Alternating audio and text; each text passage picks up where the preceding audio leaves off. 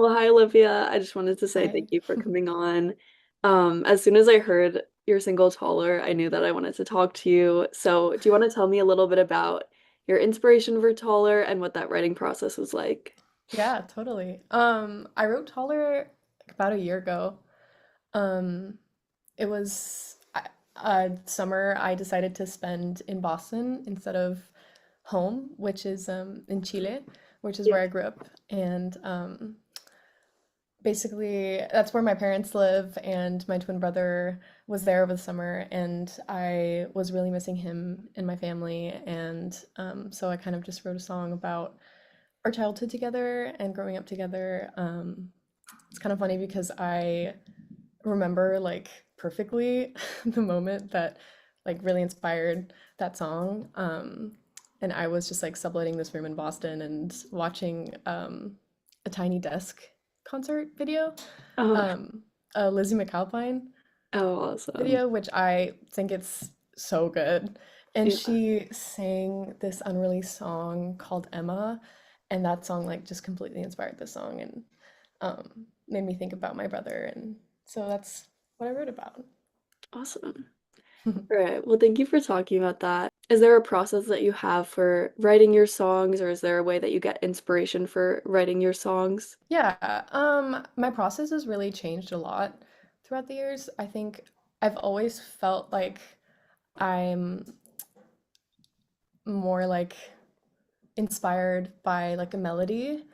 And I always start with a melody and then kind of figure out the lyrics.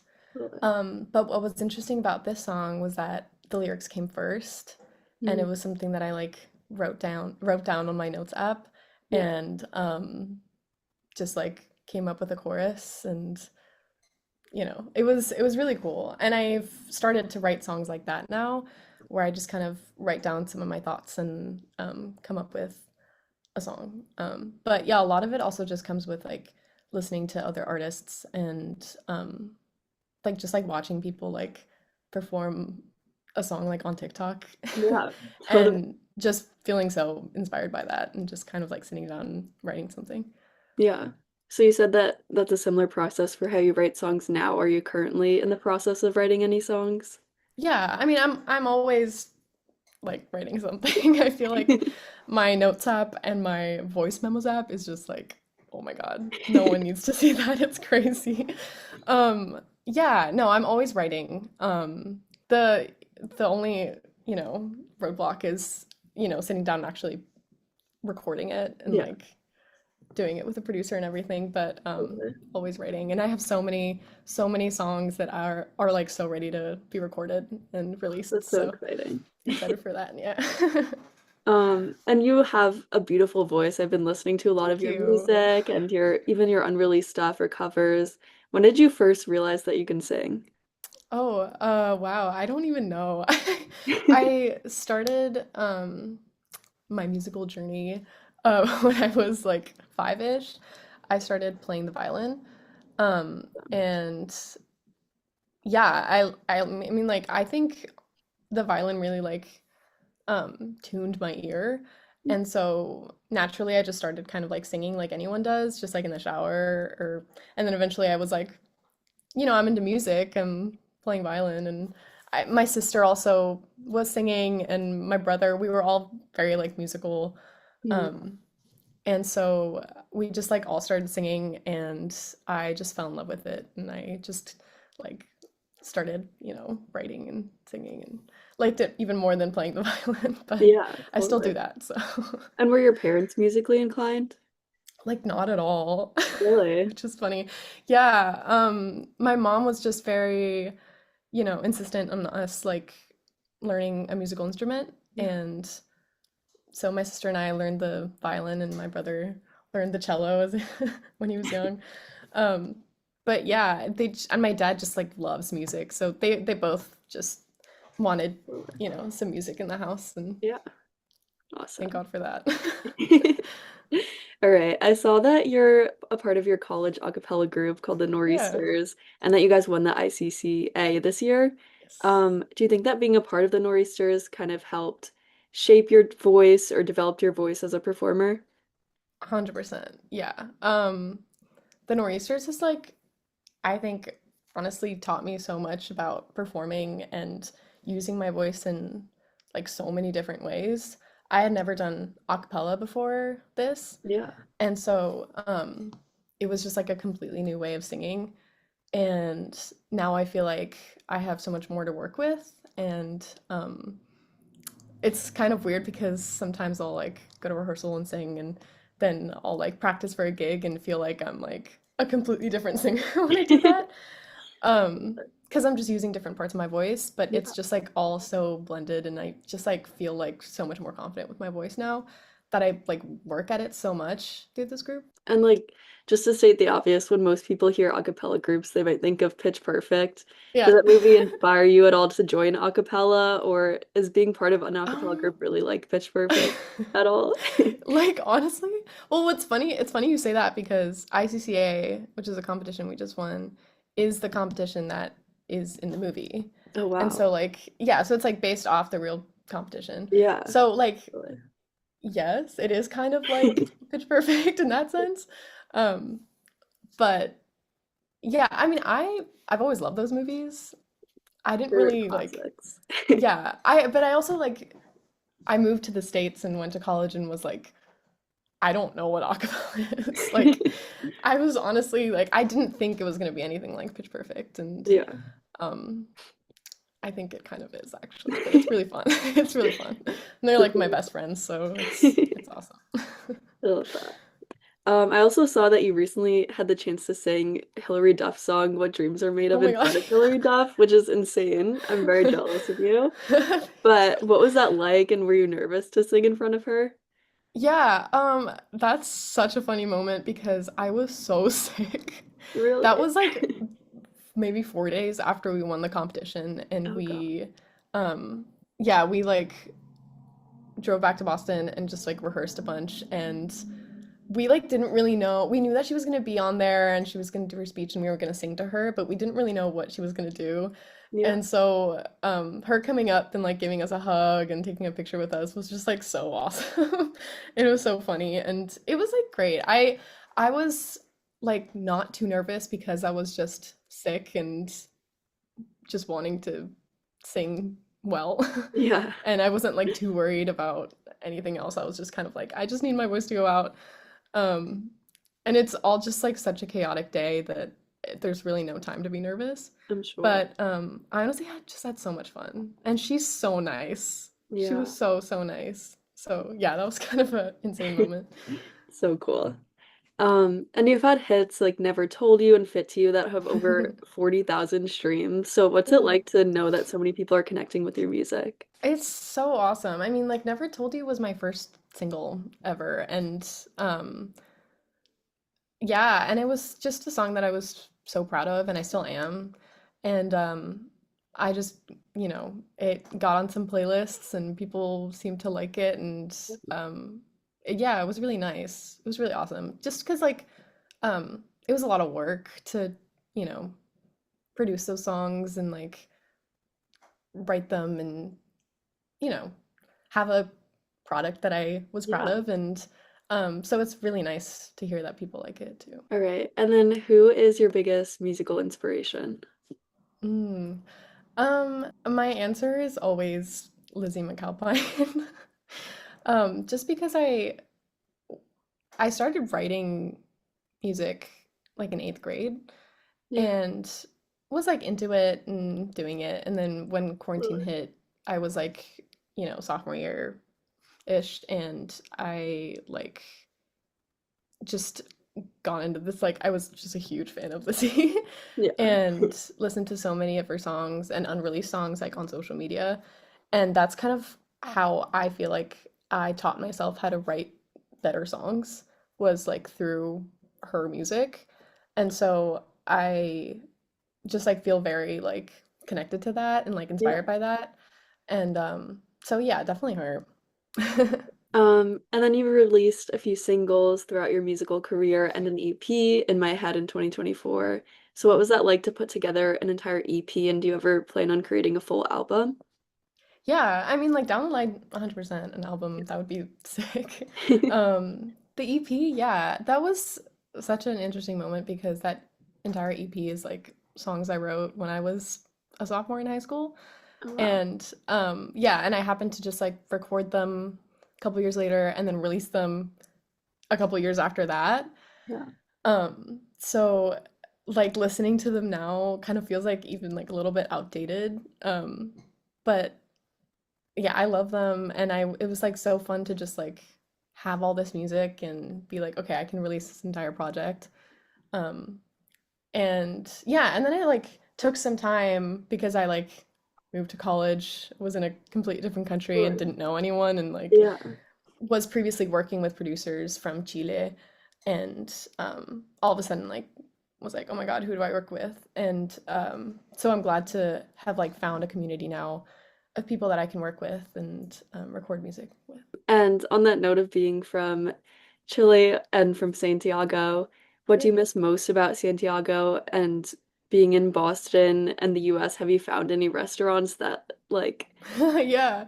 are good Yeah, enough for you? that's a really good question. Well, I think what I miss most about Santiago is just like the view of the Andes Mountains. Like it's just there's nothing like it.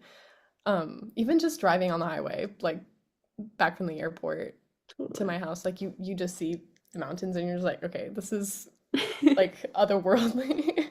It's Beautiful. so Yeah. awesome. And obviously like my family and my friends and but yeah, and there's actually a Chilean restaurant in Boston. It's called Chacarero. Wow. And I've been there once, but I really want to go again. But it's yeah, they're all Chileans and they make Chilean food and the reviews are great. And when I went, I thought it was great. So And then for most of your songs, it's you and a guitar. Do you ever have plans to play with other bands or collaborate with anyone else? yeah, totally. I'm honestly like super open to collaborating and doing like different styles and just like kind of branching out. Yeah. Um, I like to, I also just like sometimes perform with a band, but that's like cover music, like at bars and stuff. Like Yeah. we do that sometimes. Um, but yeah, I've definitely been thinking like if I happen to do like a bigger show or a series of shows that are a little bit bigger than what I'm currently doing, then I'll probably like try to get some other people to join me on stage to have a little more variety. And we first got in contact through the radio station that I work for, WVOF Yeah. radio. So how is it important for you, or how important is it for you to work with local or college radio stations? And is that the way that you promote your music mainly? Yeah. Um, yeah, that's a great question. I'm like just right now I'm really just diving deep into like marketing my music as much as I Yeah. can. Um, and college radio is so important because I'm in college and Yep. like these are people that are my age and people that I want to listen to my music and people that care about music and that, you know, will do a show at 4 in the morning because they want to do it. Like Yep. that I think is like so important and radio is so overlooked nowadays and like I think it's just yeah, it's so important and I was just thinking about how to market my new song and I said let me just send it to a bunch of local radio stations and Yeah. yeah. And I understand that you're also studying in the music industry. You talked a little bit about this, but is there any specific areas in the music industry besides performing that you're interested in? Yeah, totally. Yeah, I mean, I actually am just finishing up an internship that I've been doing for the last like 8 months, Oh, um, which is a artist management internship. And so my boss and I have been just like I've been helping her manage three of her artists, and it's been really fun. It's been really cool. yeah, I don't even know if that's like something that I would see myself doing in the future, like yeah. artist management, but that side of the industry is really interesting to me, and it's also just like pushed me to market my own music, like we just talked about, and but yeah, also just like marketing, like music marketing and music like promotion is really interesting to me. Um, yeah, I mean, who knows? I don't really know specifically what I would look for right now, but Yeah. I'm just kind of interested in all of it. Yeah, and I'm sure you have a different perspective being an artist yourself, being able to like Yeah, talk to these totally. artists. And it's So I'm awesome sure you because I can get just like insight. get that insight and information Yeah, and just like apply it to myself. exactly. Has there been a biggest challenge that you faced as a performer? Oh, yeah, totally. I like have like these moments where I just like suffer from stage fright like crazy. It's and and I'm like I've been performing my whole life. I mean, even just, you know, with a violin or like Yeah. singing, just like I since I was really little, I've gone on stages and performed. And it's just like something that I think, you know, it's hard for so many people. Like everyone gets nervous, and getting nervous is like important and it means you care. Um, Really? but yeah, I think my biggest challenge is like, you know, trusting myself and being like, you got this and you've worked so hard for this. And, you know, I think we always like, you know, we all lose it sometimes and kind of like get in our heads and Yeah. stuff. But yeah, that's kind of one of the things that I'm mostly like working on is just like also just performing as much as I can, getting comfortable with that, and because I just love doing it, and so when you get nervous and you get so like in your head about it, it just kind of like makes it so much more stressful, and Yeah. it's such a lovely thing to do is to perform in front of people. So Really. yeah, And I think that speaks to our college audience, whether they're performers or just doing things for the first time. Like there's so many new yeah, exciting but scary things that we're all doing yeah, that, yeah. I think they can relate to that a lot. Can you also tell me about a time where maybe a door opened for you in your music career and who opened that door for you? Yeah. Oh, I think honestly, um, when I was in high school, I was just like, you know, writing a bunch of these songs and didn't know how to record them or like who to talk to like work with people and get in a studio.